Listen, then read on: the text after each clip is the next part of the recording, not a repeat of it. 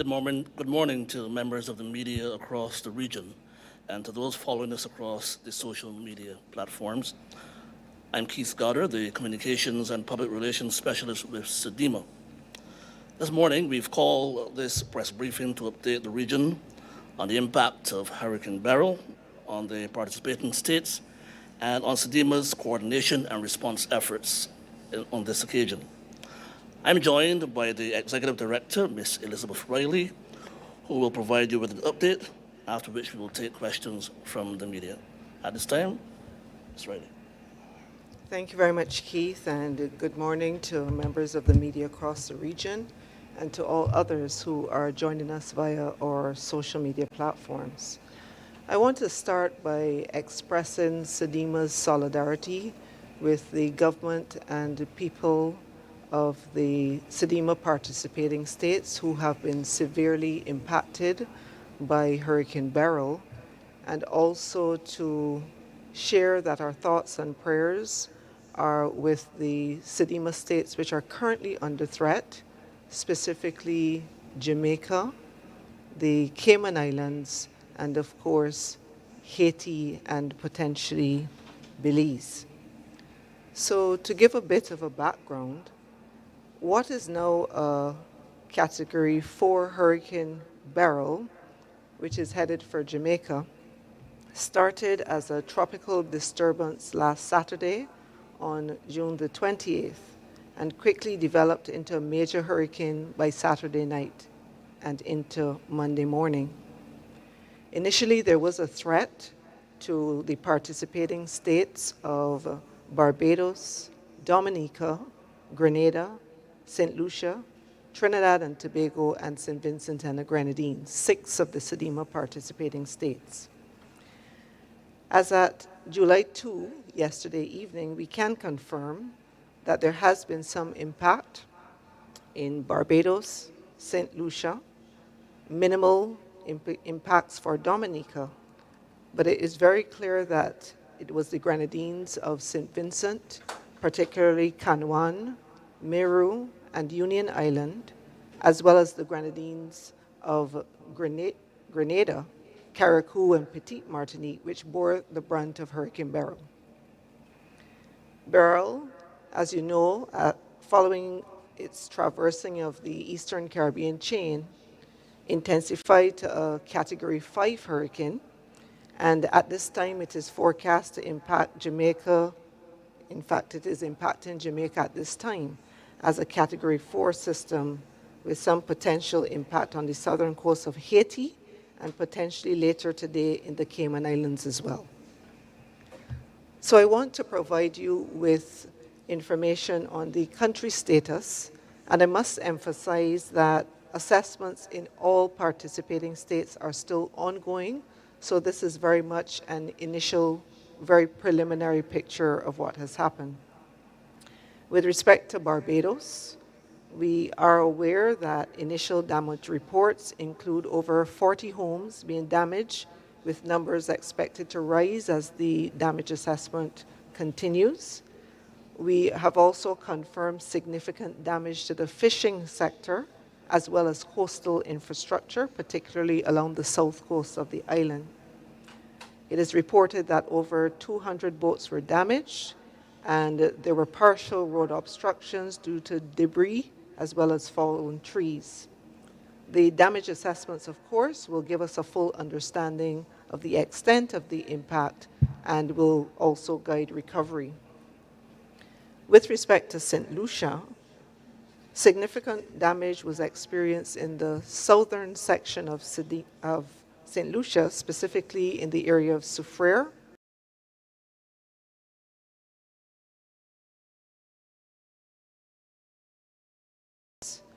and St. Lucia has mobilized, as Barbados, its internal resources to treat the impact so far. With respect to Tobago, there were reports of damage across the Twin Island state of Trinidad and Tobago, reports of power outages as well as water disruption on Tobago, and temporary blocked roadways on both islands. Dominica indicated that there was minimal damage. So at this time, we, of course, are awaiting the details of the damage assessment from those participating states.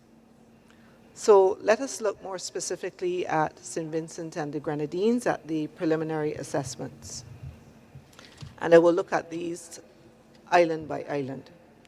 So with respect to Canouan, which has a total population of approximately 12,600 persons, we know that 100% of that population was affected.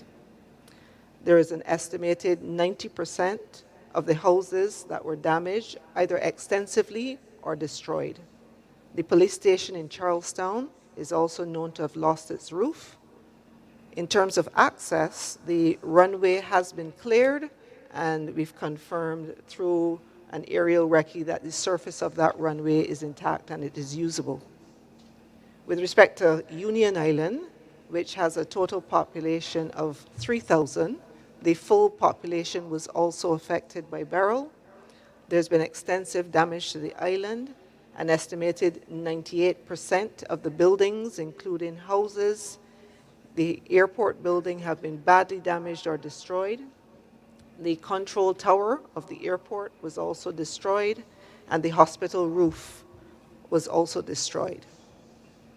The power plant at building on Union Island has received significant damage, and approximately 30% of the solar photovoltaic panels at the solar farm have also been damaged or destroyed. We are aware through indications from the Honorable Prime Minister that facility is being made for those persons who wish to do so to be evacuated using the fast ferry. With respect to Meru, the total population of approximately 300 persons was also affected. 90% of the housing stock and buildings have been damaged or destroyed. Palm Island, the resort on Palm Island has been significantly damaged, and the desalination plant has also been significantly damaged. Beckway has reported fared somewhat better. Initial estimates are about 10% of the houses and buildings suffering roof damage. We've confirmed that the airport buildings and runway are still very much usable. And with respect to Mustique, the airport also is in good condition, as well as the jetty, which has suffered very minimal damage. So those islands appear to have fared much better. With respect to Petite Martinique, there's an estimated 80% of the houses and buildings on that island which were extensively damaged or destroyed. So, colleagues, the overall picture with respect to the Grenadine Islands is quite significant, severe, and of course the focus at this time is on the population, which has been significantly impacted. They're also exposed, so there are considerations related to urgent shelter for those persons. With respect to Grenada, there have been reports of damage in the north of Grenada that is being assessed. Carriacou, one of the Grenadine Islands with a population of approximately 6,081, the total population has also been affected. So shelter is a significant consideration here as well. Initial reports are that the majority of the homes and buildings on that island have been extensively damaged. The majority of the persons who have been affected are currently sheltering in place with temporary arrangements. The Emergency Operations Center on that island was activated yesterday with some additional reinforcement from mainland Grenada, and the coordination operations have commenced. The government of Grenada is also mobilizing food for distribution, and initial damage assessment has been initiated on that island. Communication also significantly compromised. With respect to Petite Martinique, with a population of estimated 900 persons, the full population has also been affected. The majority of the homes and buildings on that island were also extensively damaged or destroyed. The majority of the population on island is also sheltering in place with temporary arrangements. The government is mobilizing food for distribution, and we do have reports of persons in shelter in Petit Martinique, but those numbers are being confirmed.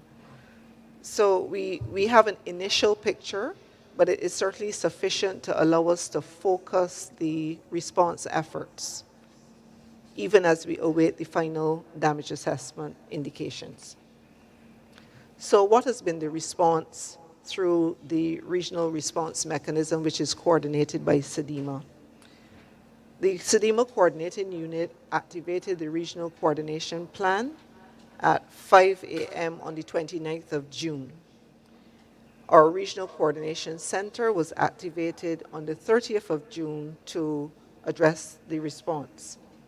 There was an emergency meeting of the heads of government of CARICOM yesterday on the 2nd of July to discuss and make provision for how the community will be supporting its neighbors who've been impacted, and I want to express my thanks to the heads of government of the community for their support. With respect to regional coordination, SEDIMA has convened to date 4 meetings of the Caribbean Development Partner Group, which pulls together our participating states, CARICOM regional institutions, as well as UN organizations and other private sector, non-governmental, as well as civil society organizations to support a coordinated response.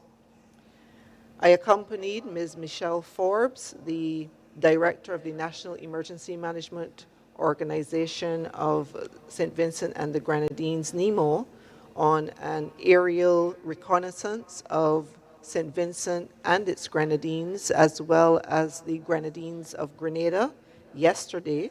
This mission was facilitated by the Regional Security System, and we want to thank the RSS for its continued support. The mission did provide a comprehensive view of the status with respect to the housing as well as buildings on islands and critical facilities, and allowing us to really prioritize how we would task the regional response teams which would be supporting, and I'll say a little bit more about that shortly. We have activated within the Regional Coordination Center a number of thematic groups, including the Relief and Logistics thematic group, and this group, co-chaired by SEDIMA and the World Food Programme, are in the process of establishing a relief transshipment hub at Shed 1 of the Barbados port. A site visit was conducted, and we expect to commence those operations later today. We want to thank the World Food Programme for activating their arrangements with Massey Distribution, and we will be undertaking the packaging of food items to be distributed to families containing ready-to-eat foods given the situation on the ground, and both St. Vincent and the Grenadines and Grenada will benefit from this. We also want to thank the operators who have indicated a pledge of support to the hub, which include the Barbados Red Cross, the Rotary International, as well as the Duke of Edinburgh Award Scheme. We want to thank them for their support. With respect to emergency telecommunications, we have deployed a CARICOM emergency telecommunications team to St. Vincent and the Grenadines with telecommunications supplies, which include mobile communication systems comprising laptops, power supplies, Starlink satellite internet service, as well as solar power generators so that these can function independently. And a similar deployment will be made to Grenada to support its Grenadines. A rapid needs assessment team was deployed to St. Vincent and the Grenadines yesterday, and this was facilitated via the Guyana Defense Force Air Wing, and we want to express thanks to them and also to the Regional Security System for facilitation of that movement. The members of that rapid needs assessment team are very diverse, and I will try to highlight as I go through the various entities providing support in just a short while. We have also had significant support by the participating states of the SEDIMA system, and we want to thank the national disaster coordinators of all of our participating states for rallying around their colleagues at this time. Antigua and Barbuda, in particular, has provided coordination of support out of Antigua.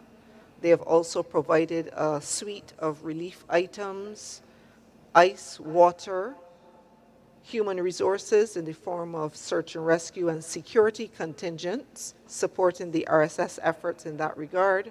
They've supported the CARICOM disaster relief unit team, as well as other response personnel. The government of Barbados has facilitated through the access to the Bridgetown port for the purposes of the transshipment hub, and also provided human resources to the Rapid Needs Assessment Team. We want to thank the Coastal Zone Management Unit in that regard. The government of Guyana, in addition to providing 2 flights yesterday with relief items, provided air transport for the relief teams, 500 cots, 500 tarpaulins, as well as a quantity of plastic sheeting and medical support are also pledged, and arrangements are being made for the delivery of those items. The government of St. Kitts and Nevis has also provided relief items, supported the security contingent, the CARICOM Disaster Relief Unit membership, and have also offered additional technical support personnel. Trinidad and Tobago, the sub-regional focal point for the southern region of SEDIMA, has dispatched relief items to the impacted states yesterday.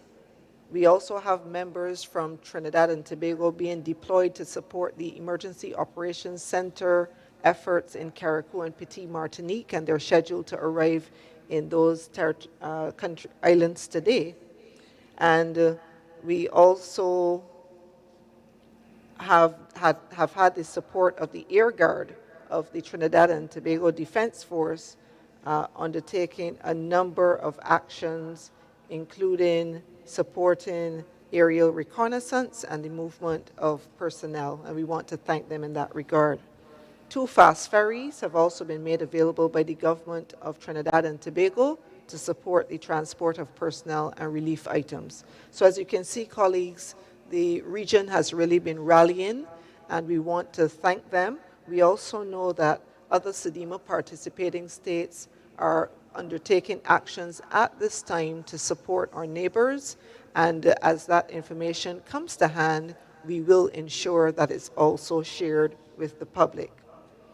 We do have a number of regional institutions as well supporting the efforts. The Caribbean Broadcasting Union supporting our Rapid Needs Assessment Team to ensure that we can get the story of what is happening with the persons in those territories available to you. The Caribbean Development Bank, which is providing personnel to support the Rapid Needs Assessment Team, as well as financial support to the Regional Response Mechanism deployments.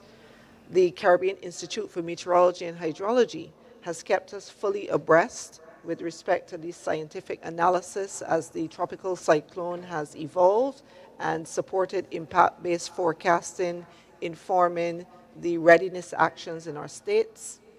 CARICOM Impacts has been supporting on the security front. The CARICOM Private Sector Organization, CPSO, has been mobilizing efforts, particularly relief supplies out of Trinidad and Tobago. The Caribbean Public Health Agency, which has provided support to the Rapid Needs Assessment Team, as well as CAWASA, which is the Caribbean Water and Wastewater Organization. We also have a number of United Nations organizations supporting our efforts, and there are many of these. The Food and Agriculture Organization is supporting. The International Organization for Migration has been supporting us here and leading the thematic group looking at shelter solutions for those persons who have been displaced. We have the Pan American Health Organization supporting us with respect to health efforts. The World Food Program has also been actively engaged as co-chairs of the Emergency Logistics and Relief Management Group. And the World Food Programme is also supporting the consolidation of demands and available supplies through the use of the CARICOM logistics system in collaboration with the SEDEMA team, and have also established a control tower for upstream and downstream logistics. I'd mentioned previously the activation of their arrangement for the provision of food supplies, and we really want to thank the World Food Programme with respect to those efforts. Other UN organizations have pledged their support, and I want to express my thanks to the UN Resident Coordinator based here in Barbados, who has provided very sterling support with the co-chairing of the Caribbean Development Partner Group, Mr. Simon Springett, as well as the full UN family, who have pledged a number of items, and we anticipate activating those in days to come. Global Support and Development, an international NGO, you would recall that we signed an MOU last year, which allows us to work collaboratively with the MV Dawn, which is a humanitarian vessel. That vessel has been activated, providing logistic support and the movement of relief supplies as well. World Central Kitchen has also reached out and responded to our call for assistance, and they're currently on the ground in St. Vincent and the Grenadines providing feeding services. The regional security system I'd mentioned previously, but I wanted to emphasize here that they also coordinate the CARICOM Disaster Relief Unit and have coordinated the security search support to our states. I want to acknowledge, of course, the UK Foreign Commonwealth and Development Office, who are providing financial support to the mobilization of the regional response mechanism, and they have done so for the past several years, and we continue to be appreciative of those efforts. And of course, UWI Television, we have a strong partnership with UWI, and they're here facilitating our broadcast today. So I wish to turn now to modalities for providing assistance to the impacted states. I know that as Caribbean people, we are close to our Caribbean brothers and sisters, and we want to assist. It is important that we do so in a highly coordinated way so that we are as efficient as possible and bring in really the best of the region to support our neighbors at a very difficult time. So with respect to St. Vincent and the Grenadines, we have received guidance from the government for an express preference for cash donations. Cash donations, I want to emphasize this.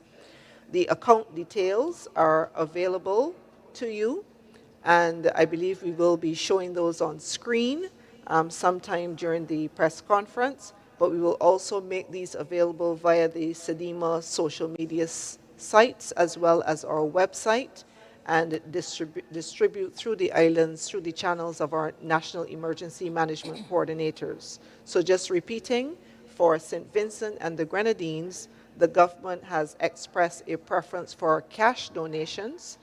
They are mindful that there are items that are currently on the way, and of course these will be accepted, and we understand that any of those donations that are on the way would have been in alignment with any needs lists that had been previously prepared and circulated, and also would have been notified to the National Emergency Operations Center so that we can ensure coordination.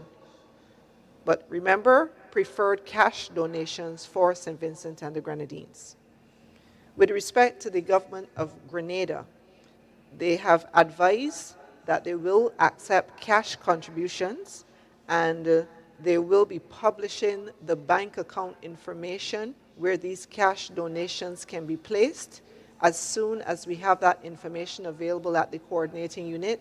Similarly, we will be publishing it on our social media sites and also on our websites, and distributing through our participating states via our National Emergency Management Coordinators as well. In addition, The government of Grenada has advised that a needs list has been published. We understand it was published this morning, and that the government will be accepting contributions based on items in the needs list only. And I wish to emphasize this. It is very important that if you are providing support to the government of Grenada, it must be with respect to items that appear on the needs list. Now, across the SEDEMA participating states, as you know, we work as a system.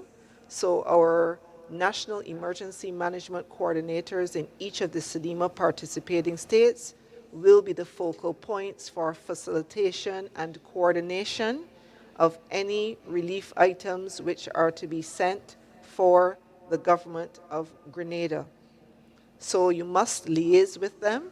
Remember that we have logistical arrangements in place to support, which include our private sector partners of Tropical Shipping and King Ocean, which is another shipping facilitation within the region. But to access these arrangements, you must coordinate with the National Emergency Management Offices, and this allows us to keep a very clear perspective on what relief items will be coming from any of the SEDEMA participating states, and also the facilitation of the logistics. And I want to repeat again, only items on the needs list will be accepted, and only items on the needs list will be shipped. So please bear this in mind. Thank you for your attention. This brings me to the end of the briefing. I am available to take your questions. And so back over to you, Keith. Thank you very much, Edie, for that comprehensive update as it relates to the islands of St. Vincent and the Grenadines and Grenada and the other islands who've been impacted by Hurricane Beryl. At this time, we are going to open the floor to the media across the region. All we ask is that you state your name and agency before you ask your question so that we can directly speak to you. I do see a Ryan Davis. Ryan, you can start with your question. Hey, Ryan Hamilton Davis, Trinidad Newsday. Can you hear me? You're a little muffled, but we can hear you. You hear me now? We're hearing you. Go ahead with the question, and we'll see if we can make out what you're saying. Yeah, our first question is, is SEDEMA able to confirm the death toll? So far, we've been hearing different reports concerning deaths between 6 and 8. So I want to get a confirmed number for that. And secondly, as far as disaster preparedness is concerned, especially in areas like Haiti, which already has significant social problems and so on, how are the preparedness efforts being conducted there?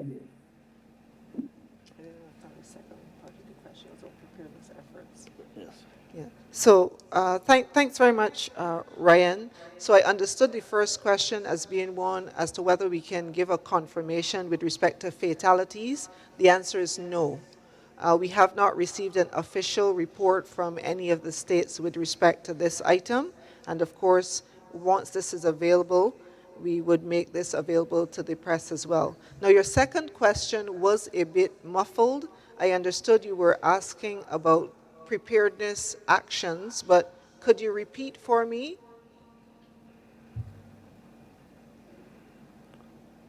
Or if you can't repeat, Ryan, can you just place it? If you may, you can place it. You can place a text in the Zoom, and we'll try to get the question answered. Very good. I'll send it via text. Thank you. Thank you very much. I see Jay. You can go ahead with your question. Just indicate your name and agency. Jay. Hi, good morning, Keith. Good morning, Ms. Riley.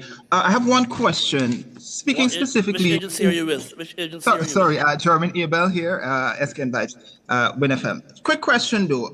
In terms of medical facilities and so forth, where are we with that in terms of St. Vincent and the Grenadines? Because from my recollection, they were stating that the hospital or so forth was actually damaged. Can you address that specifically? Thanks. Yes, thank you. At this time, we have not had any requests from either of the states for surge support on the medical side. Please bear in mind that even though there were impacts to Grenada as well as to St. Vincent, that both of these islands are still operational. The capitals are very much operational, so the hospitals, medical arrangements on the main islands are still intact. We do know that there were medical personnel deployed from Grenada into the impact zone of Carriacou and Petit Martinique yesterday morning. But at this time, we have no specific requests for augmentation of the national level medical capabilities. Thank you, Jay, for your question. Dennis Chabral from Guyana, please go ahead with your Yes. question. Good day, Dennis Chabral, Caribbean News Desk and Demerara Waves. Can you say what preparations are currently being made at this moment to respond to the situations in Jamaica and the Cayman Islands? And secondly, why, after so many decades of preparedness, SEDEMA and its previous organization have not found a way to ensure that there are adequate, secure telecommunications facilities to deal with situations like these? Here it is in 2024, we're seeing islands cut off from the rest of the Caribbean and the world because telecommunication systems have gone down. Why haven't you tried to fix this so immediately after the storm passes, you've got facilities that can be erected and communication started? Thank you very much, Dennis, for your question. So with respect to the preparedness actions for Jamaica and the Cayman Islands, so we have activated our regional response mechanism, and it is on standby to support Jamaica. We were in discussions with Jamaica on the operational scenario that they were anticipating, including looking at matters of potential population to be affected, etc.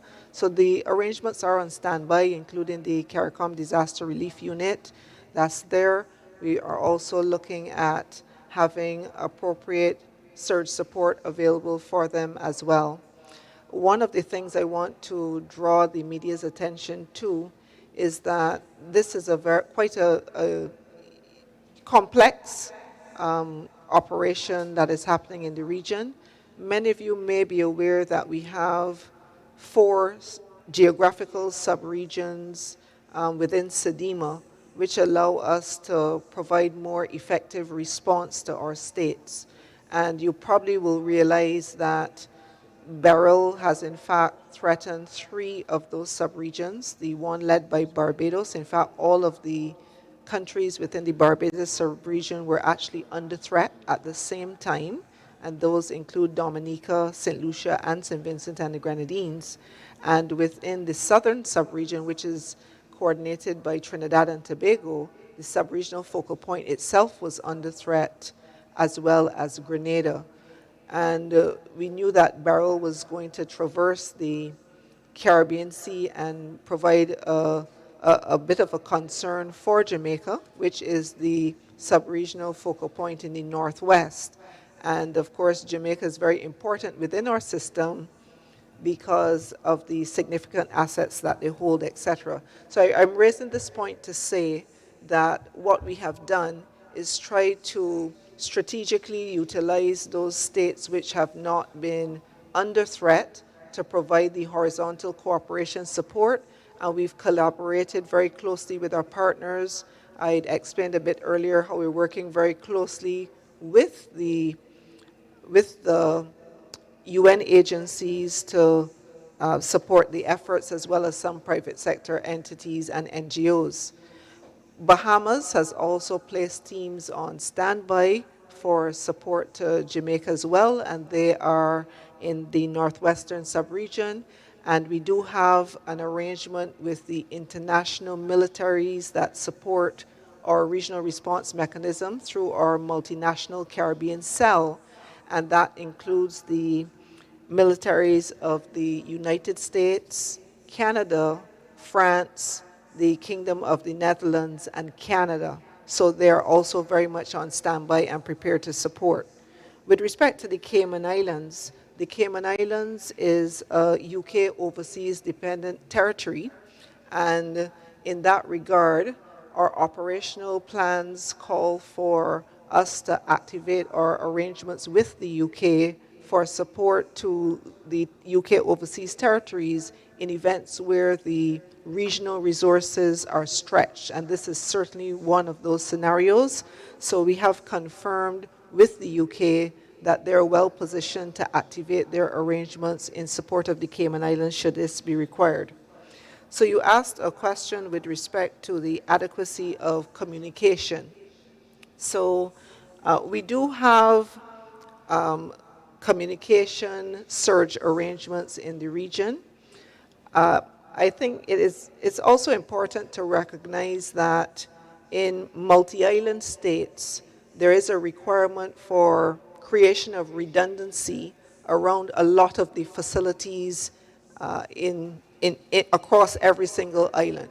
So, for example, in a mainland, the type of resources that you would have on the mainland compared sometimes to what is held on sister islands or those smaller jurisdictions, I think it would be appreciated that that is not always equated. So we do have satellite phones that are located on Carriacou as well as Petit Martinique. So once the system had cleared, they were able to make contact.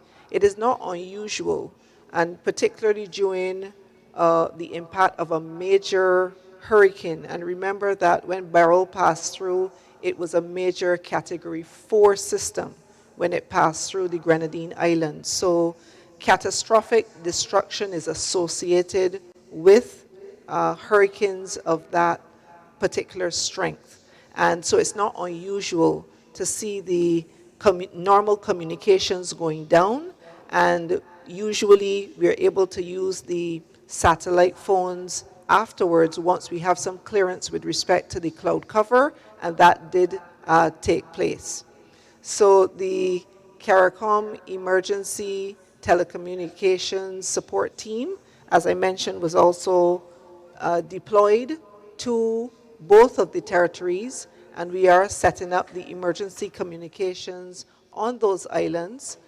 So we are able to get telephone contact with those islands through the satellite phones which were already there, but what we are now putting in place, because the usual communication service providers understandably have gone down, and they're of course working to rectify that situation, but what we're working to do now is to boost the range of the communication connectivity on each of those islands. So the Starlinks, for example, will allow us to get sustained internet connectivity so that we can send information back and forth via email and WhatsApp also to receive information now related to the relief management. So I hope that assists a bit.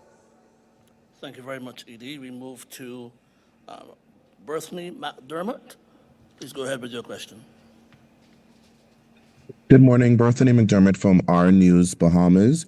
You mentioned that an initial assessment was done in terms of flying over some of the islands affected by Hurricane Beryl. While I know it is still early in the assessment, I guess from your experience dealing with natural disasters, are you able to give an estimate as to the level of damage or in the affected islands? Okay, thank you for your question. So I did give some initial figures when I reviewed the islands, and those initial figures were sourced from the aerial assessment that we did yesterday that was facilitated by the Regional Security System. Of course, now the next step is to get the assessment teams on the ground. I mentioned they're already in St. Vincent and the Grenadines, and we are working to get them on the ground also in Grenada to support the assessments there. Beyond those initial figures, which I shared, I'm not in a position to give a further details at this time. Thank you, Edie. Ian Wason.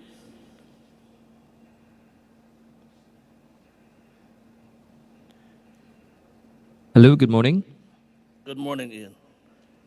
Morning, Jesse Ramdale from CNC3 News.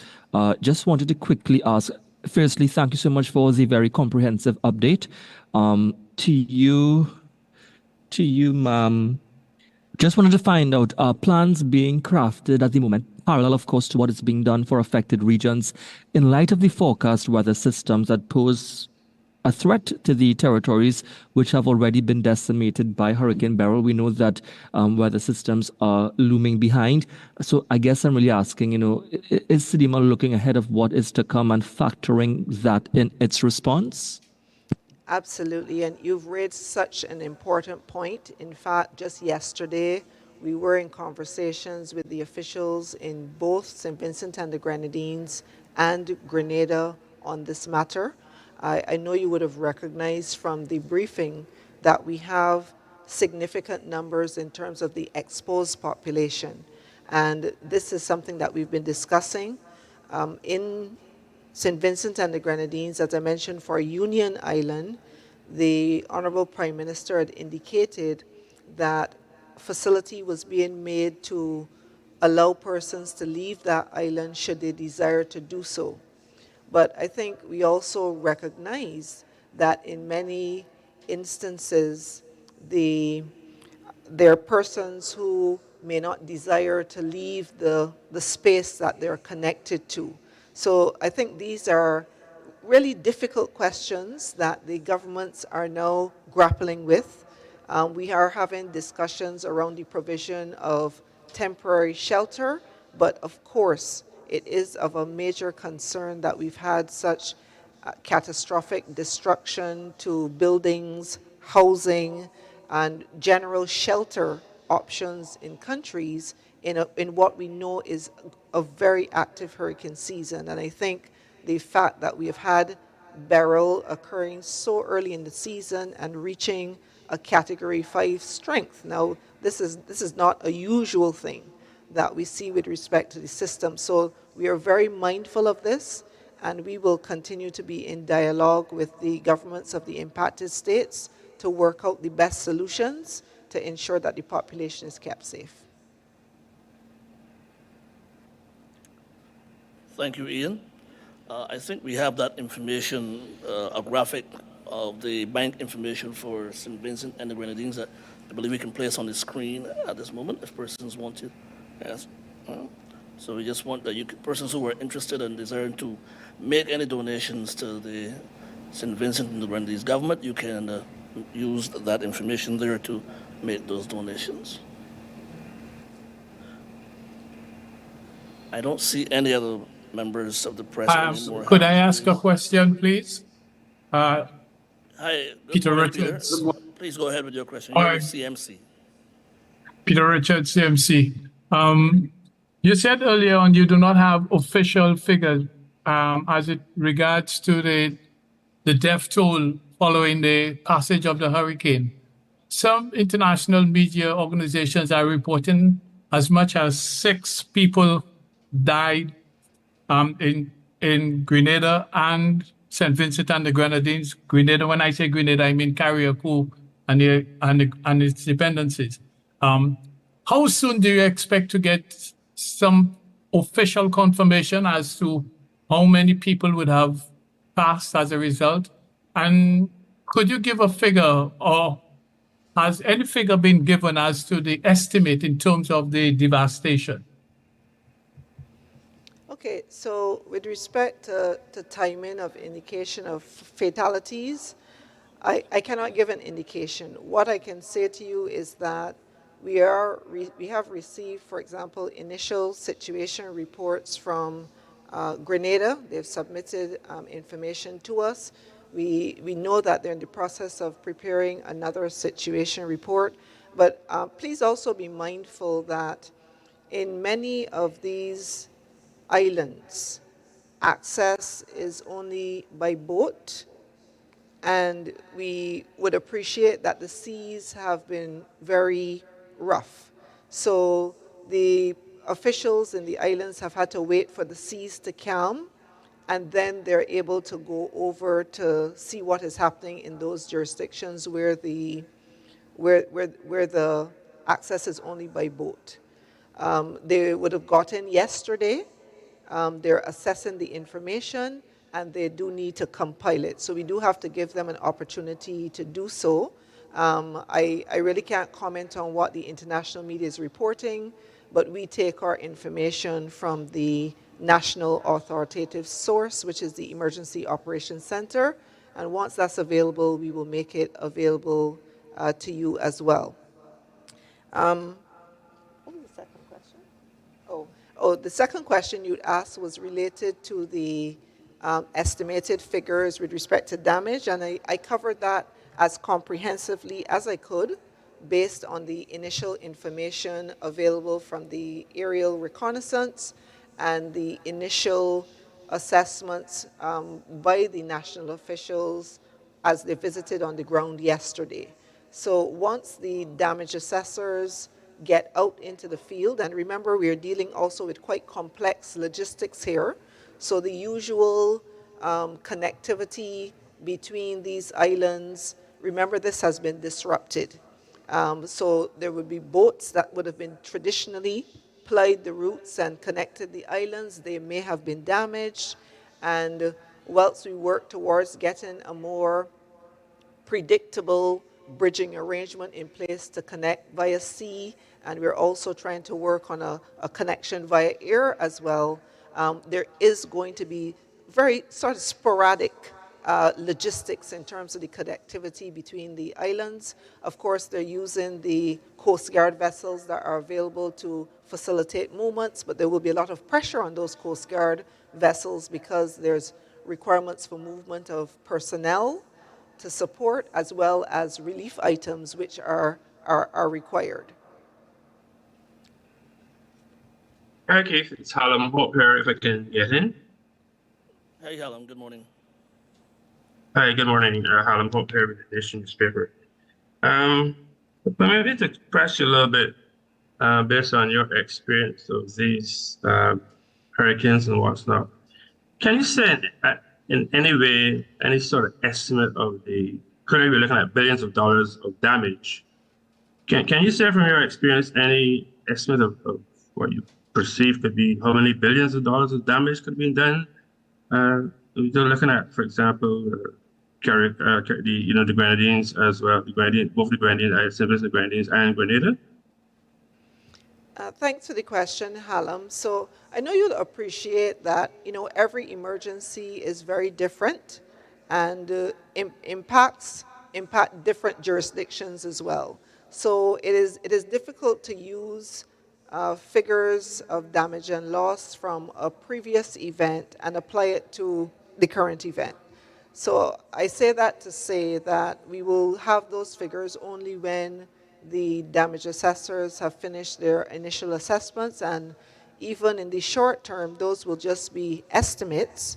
And of course, I anticipate that the governments will also be making decisions as to whether they would move forward with undertaking post-disaster needs assessments, but those decisions lie within the purview of the governments, and the timing of the undertaking of the post-disaster needs assessments is usually within 6 to 8 weeks following the event, and that is really when you get a more detailed and accurate documentation of not only the damage and losses, but also estimates with respect to costs for recovery. So, given that we heard from both governments that they are seeking cash, the focus is on cash donations.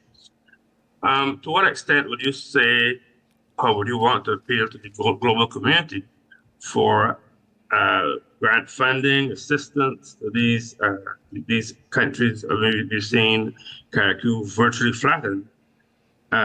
So that's one question. The other, of course, is would you agree and describe the impact of the system as having a catastrophic disruption in terms of the Grenadines? Would that be a fair comment from you?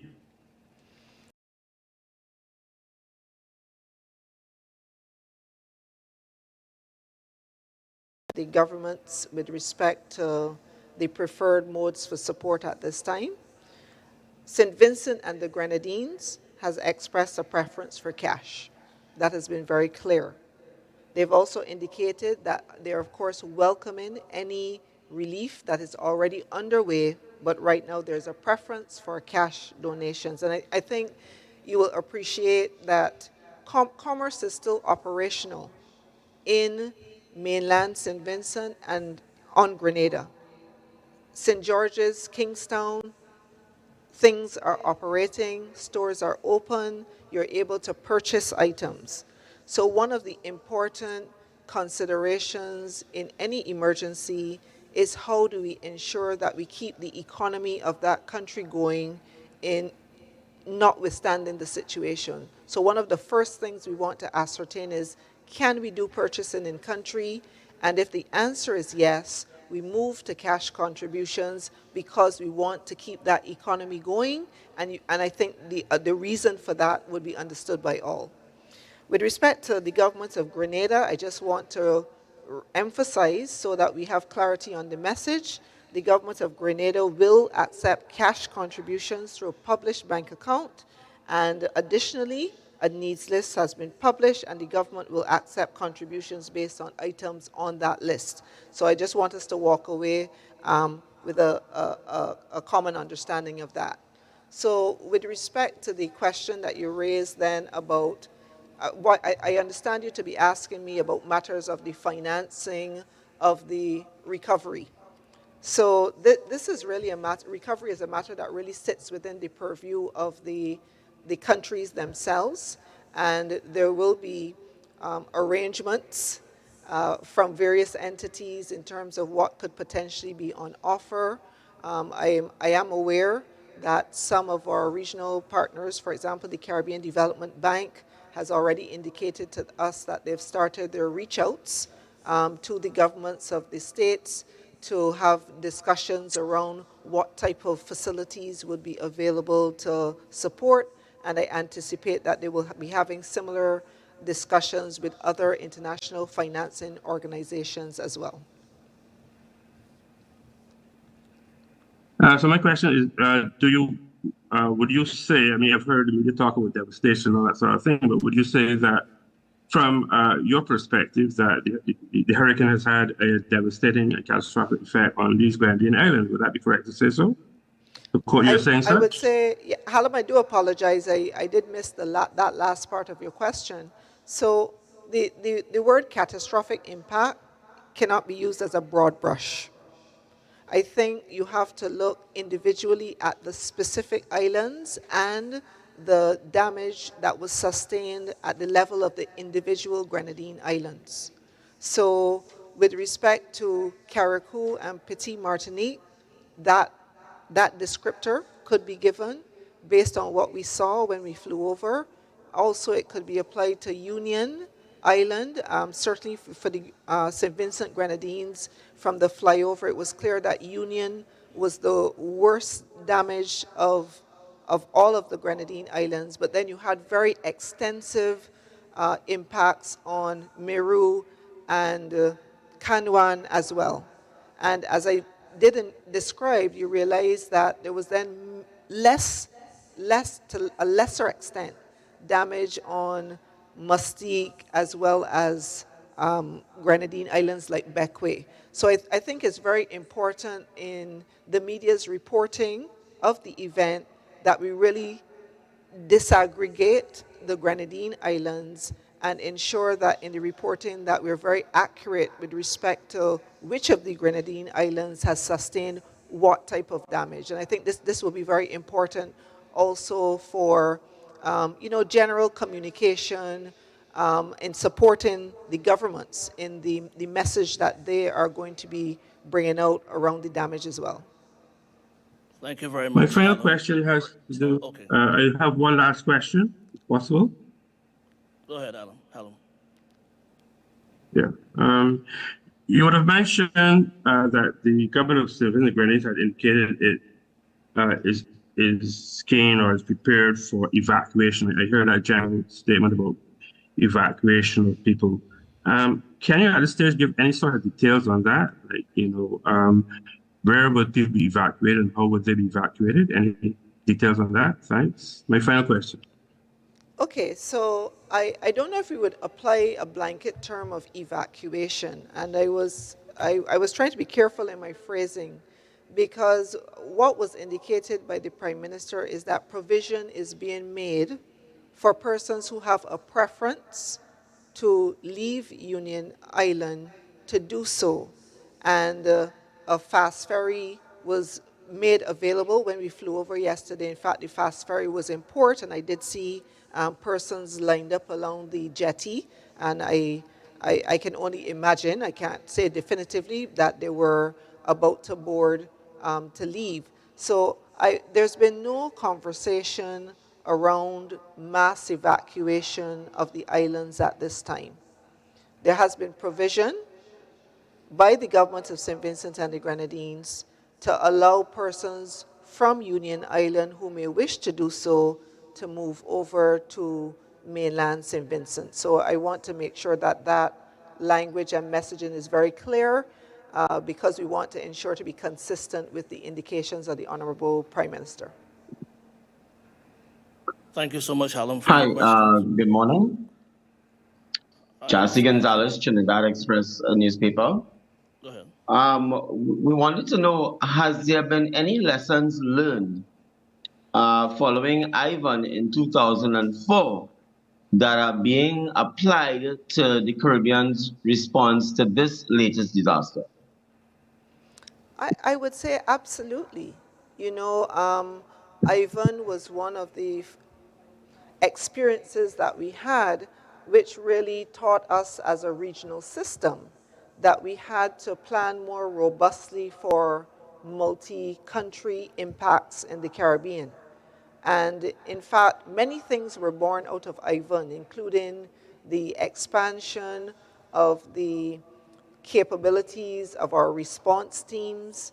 For example, the CARICOM Disaster Relief Unit, we had a full relook at that and deepened the capability.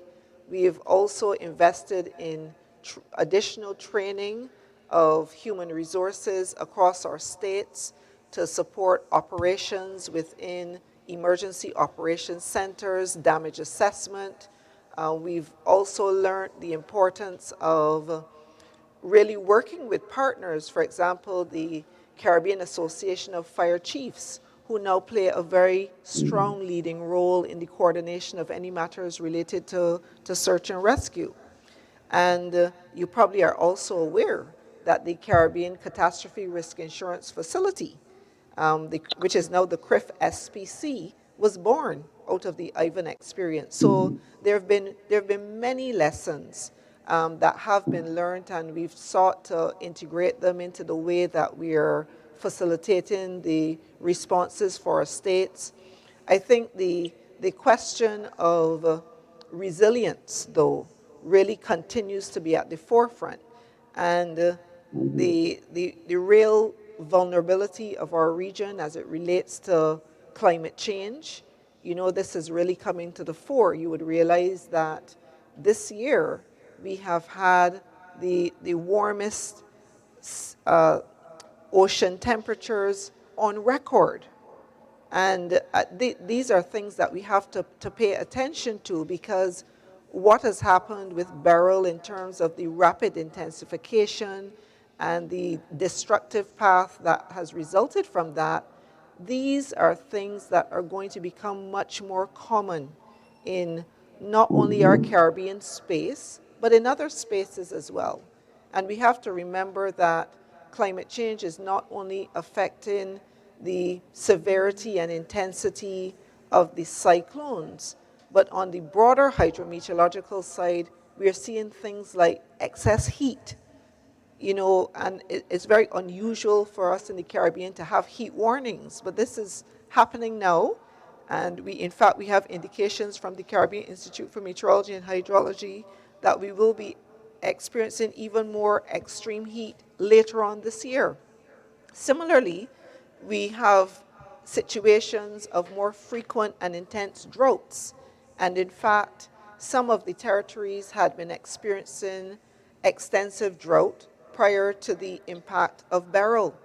And what this does is to set up the antecedent conditions which really make the potential for landslides even higher. So all of these are matters that we have to look at. we have to emphasize the points of building resilience across our states and building resilience at the sectoral and the community level is absolutely critical. And we often like to say that even in the midst of the destruction of events, we have opportunities. And the opportunity is certainly here to push for resilient recovery. We are looking to, the governments of these territories are seeking now to rebuild much of the infrastructure on these islands, you know, in situations where you have airports or hospitals, which are rendered now in a situation where they cannot be used, and we have to potentially rebuild. There is an opportunity now to look at matters of design criteria so that we recognize we are looking at situations where catastrophic Category 5 systems are potentially going to come through the region with greater frequency. So this is the kind of criteria that we're using now to do our building, and also taking into account the fact that we have very multiple hazards that affect our region. So you need to look at things like earthquake, like flood. So we can put that multi-hazard lens on the design criteria for how we undertake the recovery. So this is going to be a very important part of the recovery process. Is the CDEMA informing CARICOM that we need to build that resilience now, or continue building that resilience, because things are about to get worse? Is that what is going on? Well, SEDIMA is CARICOM. We are part of the CARICOM family. We are the arm that deals with matters related to disaster risk management. We do a lot of work under our programming with our states. In fact, we have just completed work in collaboration with the Caribbean Development Bank, OECS, and the CARICOM organization, CARICOM Regional Organizations for Standards and Quality, CROSSQ, on revising a code of practice for strengthening small residential construction. And this code allows for cost-effective construction of homes which are resilient to Category 5 hurricane winds, as well as earthquakes, Richter 7 on the Richter scale. So even though of course, you may see and speak to SEDIMA a lot around events, behind the scenes, as a regular part of our resilience building, this is what we do. And we are promoting these products. We're working with CANTA, the Regional Association for Training. We've integrated the Code of Practice into the CVQs, the CARICOM Vocational Qualifications, and it is now being integrated into the training regimes of post-secondary institutions across the region. So these are things that are ongoing and will continue to be a part of SEDIMA's work. And of course, we have a voice, and we use that voice to advocate at the political level for the uptake of this type of work at a more rapid pace. Thank you very much, Mr. Gonzalez. Edie, we have one question from Ryan Davis, the very first question. He says, in terms of disaster preparedness, especially in places like Haiti with significant social issues prior to Hurricane Beryl, how are preparedness plans working there? Okay, so the Haiti situation is a complex one because, you know, the effective approaches and even arrangements for support to Haiti are complicated by issues around conflict. And I think members of the media are well aware of the situation which has evolved in Haiti and continues to evolve. Of course, this is a matter that SEDIMA is very much keeping its eye on, because we know that humanitarian action, for it to take place effectively, it has to take place in safe spaces. What I can tell you is that the efforts of our colleagues at the Civil Protection Department in Haiti have been constrained by the realities of the conflict situation. So usual preparedness actions such as going out into the communities and ensuring that the public awareness programs are happening in that effective way where you're free to move around and interact with the communities. I think we're all very aware that this is not the current situation in Haiti.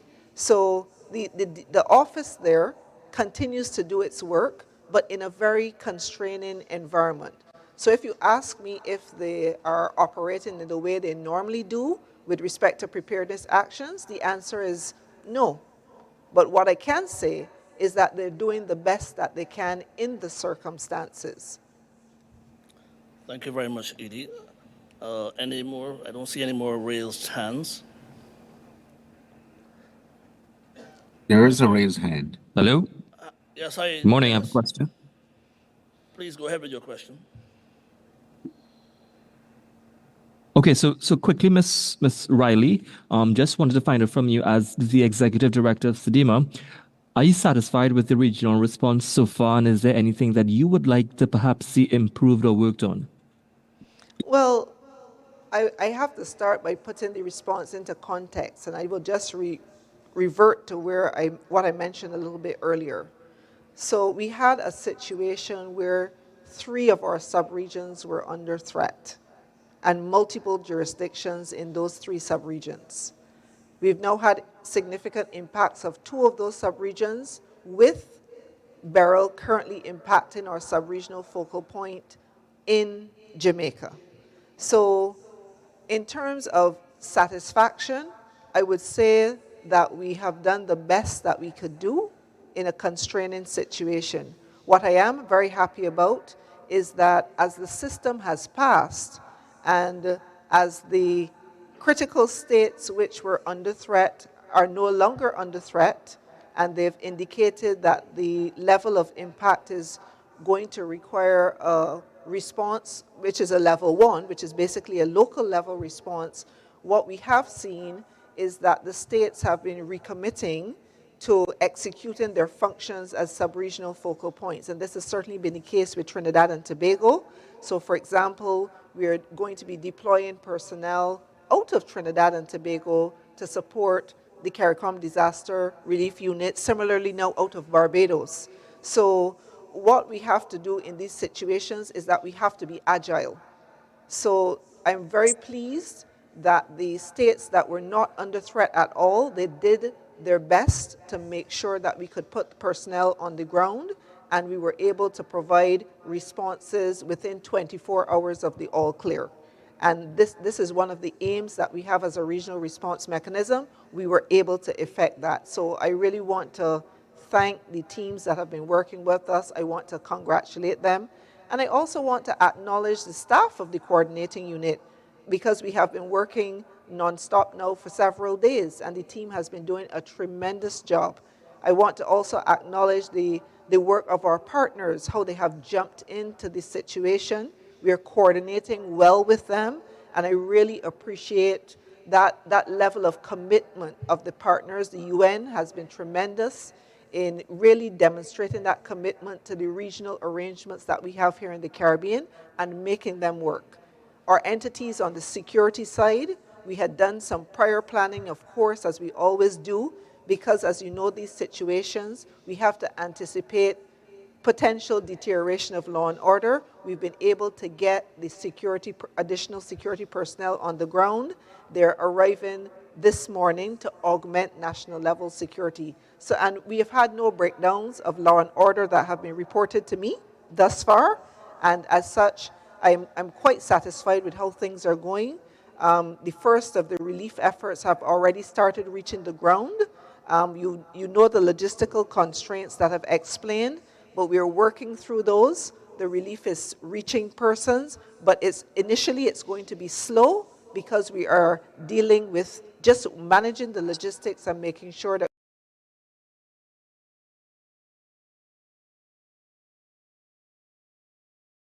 to the National Emergency Management Coordinators so far.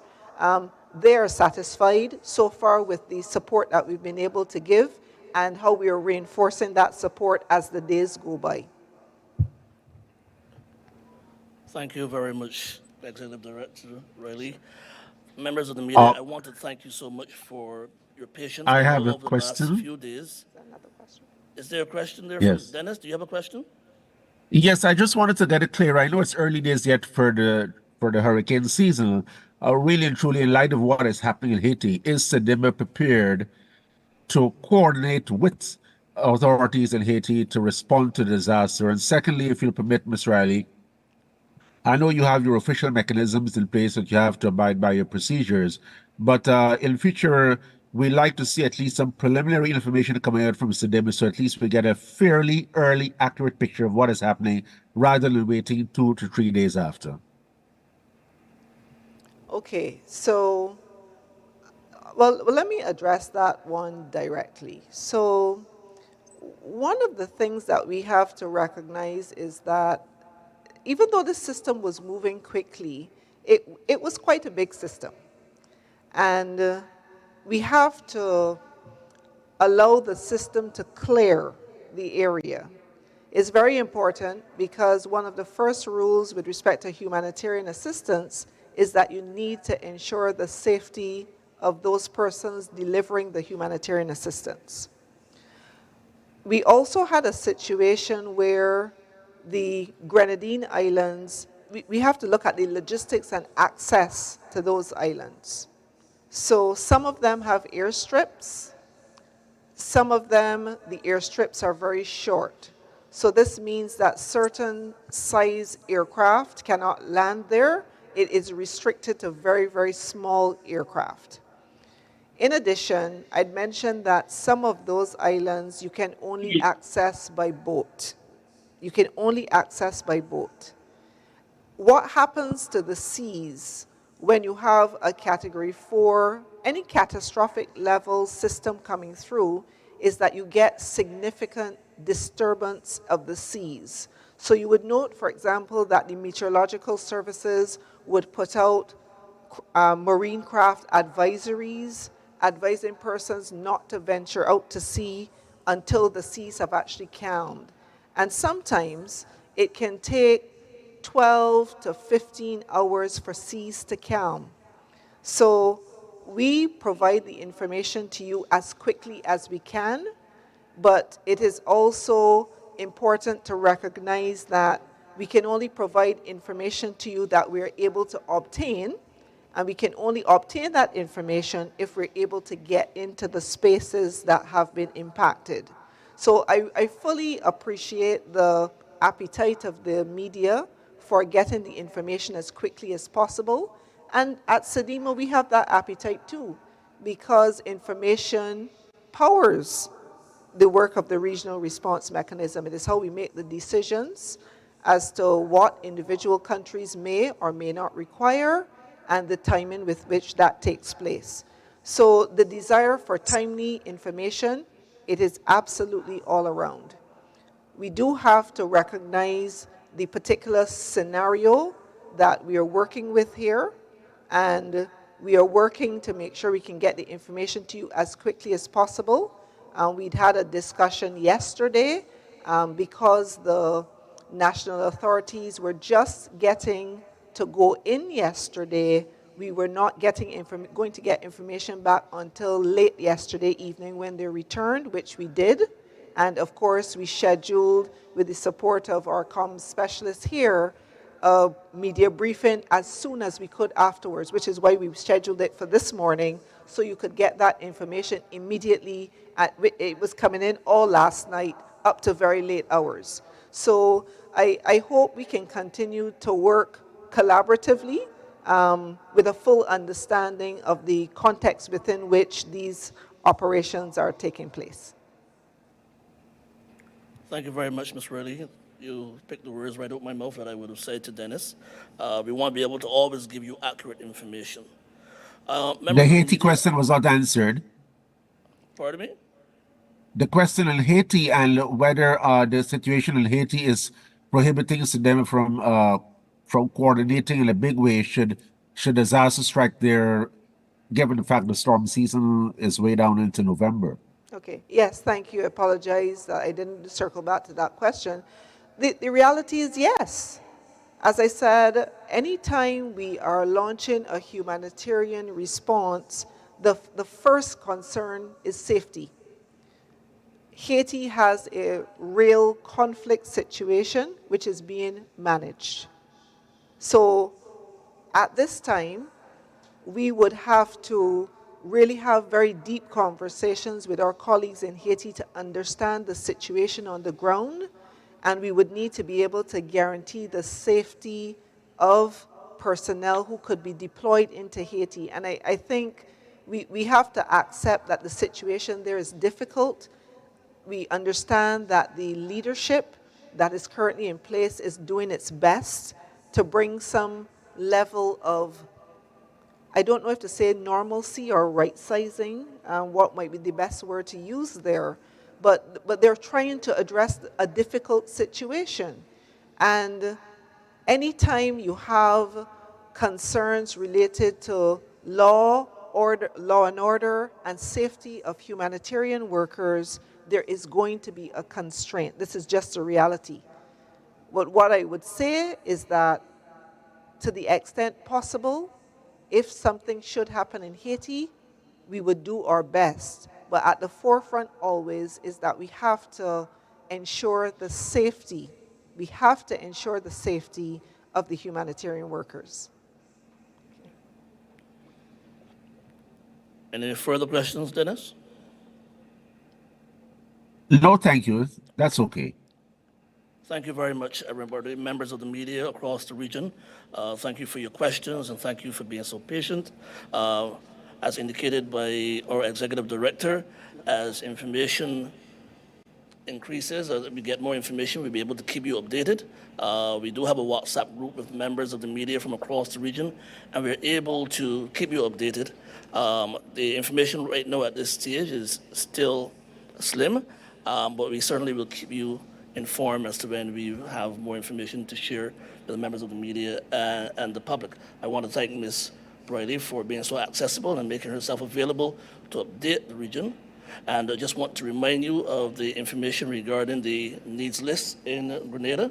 We're sticking to that needs list, as well as if you want to provide any funding for the citizens of St. Vincent and the Grenadines, you can do so by accessing the information regarding the bank information that we will share on our social media pages.